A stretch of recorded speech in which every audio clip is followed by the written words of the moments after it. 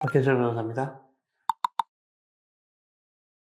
현장에서 직접 남편이 다른 여성과 있는 걸 목격한 사건인데요. 그 목격한 장소가 부부의 주거지였습니다. 그런데 이제 상간녀가 그 남편과 무슨 성관계를 하고 있었던 것은 아니었는데요. 부인 입장에서는 많은 의심이 되었죠. 그리고 그 당시에 상대방들의 태도를 볼 때 확신으로 다가와서 상간소송을 제기하게 되었습니다. 저희 의뢰인은 혼인한 지 15년 이상이 되었었고요. 위자료 청구를 했는데 재판 과정에서 증거를 수집하는 방향을 도모했습니다. 그래서 재판 과정에서 상간녀와 남편의 통신 기록을 주로 조회를 해봤는데요.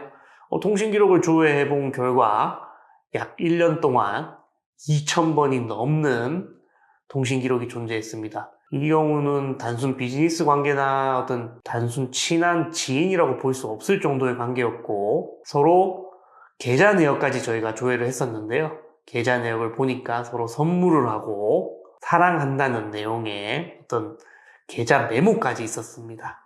그런 부분을 통해서 저희가 간접 증거를 활용한 입증을 이루어낸 사건입니다. 결국 법원에서도 이를 인정해서 위자료 2천만 원의 승소 판결을 내렸습니다.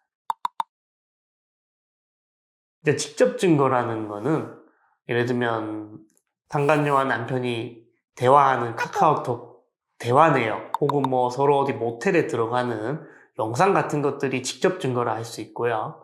간접 증거라는 거는 이제 서로 만나는 사실 자체를 나타내는 증거가 없을 때 활용하는 증거입니다. 예를 들면 뭐 의심되는 정황들인 거죠. 예를 들면 통신기록 같은 것도 일종의 간접 증거입니다. 그리고 특히 상간소송에서는 상간녀가 남편의 법률상 혼인 사실을 알고 있었다라는 점이 입증되어야 되는데요.